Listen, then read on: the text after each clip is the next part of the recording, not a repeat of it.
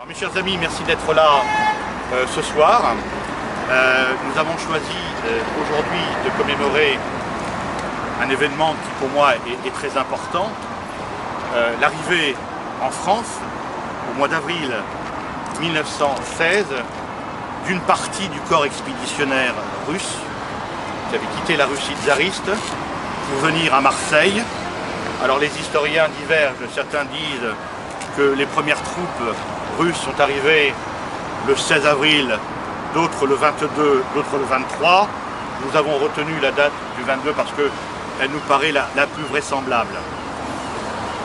Voici donc un siècle, la Russie, passé un accord avec le gouvernement français, précisément en décembre 1915, avec l'objectif d'envoyer à la fois sur le front des Balkans, mais également sur le front occidental, en France, précisément en Champagne, un corps expéditionnaire. Ce corps expéditionnaire était composé de 4 brigades, environ 50 000 hommes, des officiers et des soldats. 2 de ces brigades, la 2e et la 4e brigade, ont été envoyées à Salonique sur le front des Balkans. Les 2 autres ont été dépêchés en France, en l'occurrence en Champagne. Et la première de ces 2 brigades, la 1re brigade, est arrivée donc à Marseille en avril 1916. Cette brigade a été acheminée très rapidement au camp de Mailly, qui n'est pas très loin de Suippes. Si vous connaissez la Champagne, vous voyez approximativement où se situe la garnison.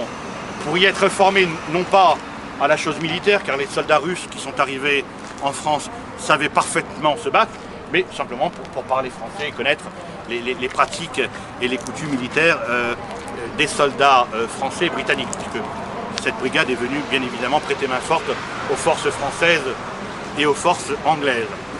Et au bout d'un certain nombre de mois de présence en Champagne, celles-ci ont été envoyées sur le front début 2017 à l'occasion de l'offensive du général Nivelle. Et à l'occasion de cette offensive du général Nivelle, les troupes russes ont subi de très lourdes pertes. Nous arrivons très rapidement, au-delà des péripéties militaires que je me dispenserai de vous relater, à une date importante qui est marquante évidemment dans l'histoire de l'humanité, c'est la Révolution russe. Février 1917. Et fatalement, cette révolution russe ne pouvait ne pas avoir de retentissement en France. Et en vérité, les troupes russes stationnées en France, la 1re brigade arrivée en avril 1916, renforcée en octobre 1916 par l'arrivée de l'autre brigade, la 3e, ont été traversées par des mouvements politiques et par des tensions considérables.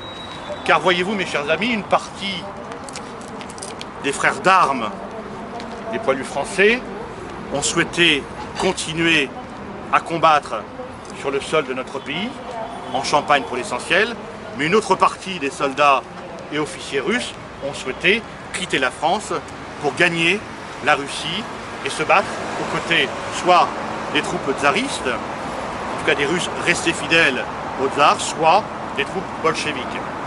Très vite, en France, l'état-major a senti qu'il y avait des risques de débordement, des risques d'insoumission en partie parmi ces troupes qui étaient devenues peu fiables, et l'état-major français a décidé de mettre en garnison ces 2 brigades dans la Creuse pour pouvoir justement essayer de réguler les tensions politiques qui existaient à cette époque-là. Alors, il y a eu des tensions considérables. Je ne rentrerai pas dans le contenu de ces difficultés que ces troupes russes ont eu à affronter en France. Elles étaient en garnison, je vous l'ai dit, dans la Creuse. Il y a eu à un moment donné des phénomènes d'insoumission où une partie des soldats russes voulaient quitter de force le territoire français. Ils ont été logés de force dans une caserne. Le ravitaillement a été interrompu. Les tensions se sont multipliées au point qu'à un moment donné, précisément en septembre 1917, les troupes françaises ont dû prendre l'assaut de cette garnison qui s'était rebellée, et malheureusement il y a dû avoir quelques dizaines de morts du côté russe. Un accord a été passé au lendemain de l'insurrection d'octobre 1917 et de la signature en mars 1918 des accords de Brest-Litovsk. Un accord a été passé entre le gouvernement français et le gouvernement bolchevique, qui était très simple. Ceux qui voulaient continuer à œuvrer en France et à combattre aux côtés des troupes russes qui étaient présentes, les troupes françaises et anglaises, sont restés. Il y avait à peu près 1 millier de soldats et d'officiers qui sont restés combattre aux côtés des poilus français et des soldats anglais. Une autre partie, 1500 soldats, ont été incarcérés, internés dans des camps en Algérie parce qu'ils ne souhaitaient pas combattre et la France ne voulait pas les laisser partir en Russie, l'Union soviétique de l'époque. Et la majeure partie des soldats, on en dénombre 10 000, ont été incorporés de force pour pratiquer un certain nombre de travaux forcés. Bien. La guerre s'est achevée et entre 1919 et 1920, des tractations ont été menées entre les deux gouvernements, le gouvernement soviétique et le gouvernement français, et la plupart des soldats russes sont partis à cette époque. Il est resté qu'une poignée de soldats et d'officiers russes acceptant de demeurer et de vivre sur le sol français. La quasi-totalité des soldats qui avaient été soit internés de force en Algérie, soit incorporés de force pour un travail forcé au profit des forces armées alliées, sont repartis en Russie. Voilà, mes chers amis, en quelques mots, très schématiquement, et je donnerai tout à l'heure la parole à Monsieur le ministre qui détaillera peut-être quelques points historiques pour nous éclairer davantage. Voilà quelle fut l'histoire de cette magnifique aventure. Les soldats russes sont venus prêter main forte aux poilus français, aux soldats anglais, ont perdu la vie pour beaucoup. Il faut s'imaginer que ces deux brigades ont représenté 20 000 soldats. Et sur ces 20 000 soldats, 5 000 soldats et officiers sont morts, soit le quart du contingent russe venu sur le sol français. En proportion, c'est tout à fait considérable.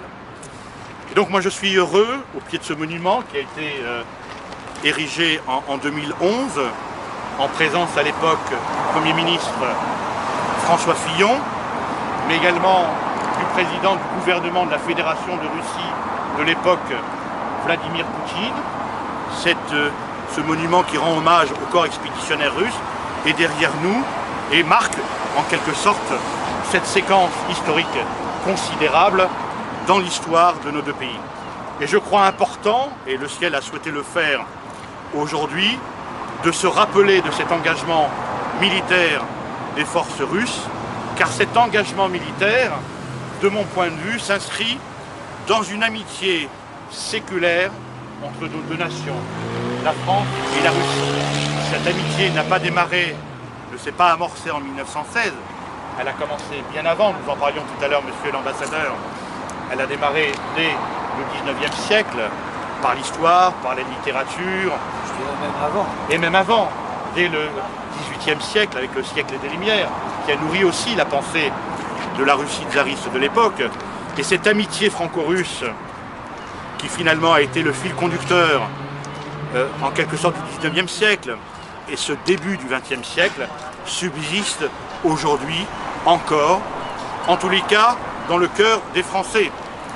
Nous en parlions tout à l'heure, cette amitié franco-russe connaît parfois quelques vicissitudes au gré des conflits géopolitiques qui peuvent embraser l'Europe ou le Moyen-Orient, mais il est un fait que dans le cœur de chaque Français, cette amitié subsiste intensément et qu'elle demeure intacte. Et donc je suis tout à fait heureux de pouvoir vous accueillir au travers de votre personne, monsieur l'ambassadeur, vous dire et vous renouveler toute l'amitié du peuple français à l'égard du peuple russe. Et donc je souhaite avec vous tous, mes chers amis, que nous rendions ensemble hommage au corps expéditionnaire russe présent en France entre 1916 et 1918 et avoir une pensée pour tous ces soldats et officiers morts pour la France. Je vous remercie.